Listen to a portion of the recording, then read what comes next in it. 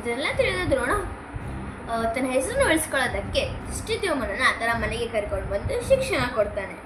ಸ್ವಲ್ಪ ದಿನಗಳ ನಂತರ ಅಗ್ನಿಗೃಹದಲ್ಲಿ ಪಾಂಡವರಿಗೆ ಆದ ಅನ್ಯಾಯ ತಿಳಿದು ತುಂಬ ದುಃಖ ಪಡ್ತಾನೆ ದ್ರುಪದ ರಾಜ.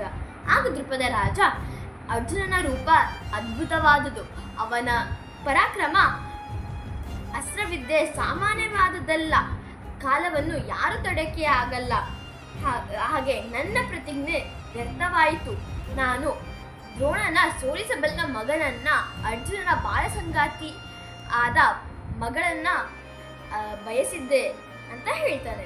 ಈಗ ಏನು ಮಾಡಲಿ, ಅರ್ಜುನ ಮರಣ ಹೊಂದಿದ್ದಾನೆ ಅಂತ ಅನ್ಕೊಂಡು ತುಂಬಾ ದುಃಖ ಪಡ್ತಾನೆ.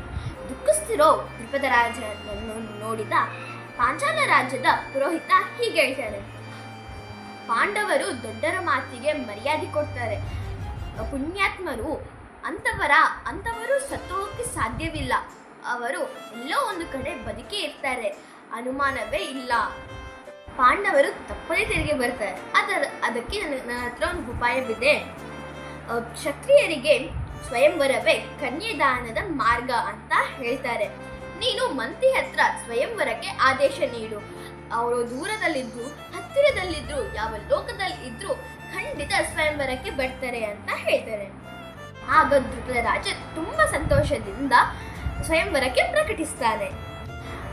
ಸ್ವಯಂವರಕ್ಕೆ ಇನ್ನು 75 ದಿನಗಳ ಬಾಕಿ ಇರುತ್ತೆ. ಕುಂತಿ ಹತ್ರ ಬಂದಿರೋ ಬ್ರಾಹ್ಮಣ ಶ್ರೇಷ್ಠ ಇದೆಲ್ಲ ಹೇಳಿ ಕುಂತಿ ದೇವತೆಗಳು, ಗಾಂಧರ್ವರು, ಕ್ಷತ್ರಿಯರು ಎಲ್ಲರೂ ಅಲ್ಲಿಗೆ ಸ್ವಯಂವರ ನೋಡೋಕೆ ಬರ್ತಿದ್ದಾರೆ. ನಿನ್ನ ಮಕ್ಕಳು ವೀರರು, ನೀವು ಅಲ್ಲಿಗೆ ಹೋಗಿ ಅಂತ ಹೇಳಿ ಅಲ್ಲಿಂದ ಹೋಗ್ತಾರೆ. ಅಂದರೆ ಪಾಂಡವರು ಅಲ್ಲಿಗೆ ಹೋಗ್ತಾರಾ? ಎಲ್ಲರೂ ಅವ್ರನ್ನ ಗುರುತಿಸ್ಬಿಟ್ರೆ, ದುರ್ಯೋಧನ ಮತ್ತೆ ಅವ್ರ ಮೇಲೆ ಅಟ್ಯಾಕ್ ಮಾಡಿಬಿಟ್ರೆ? ಆದರೂ ವ್ಯಾಸಮುನಿಗಳು ಅವ್ರು ಬರೋ ತನಕ ಎಲ್ಲಿಗೂ ಹೋಗಬೇಡ ಅಂತ ಹೇಳಿದ್ರಲ್ವಾ, ಏನಾಗುತ್ತೆ?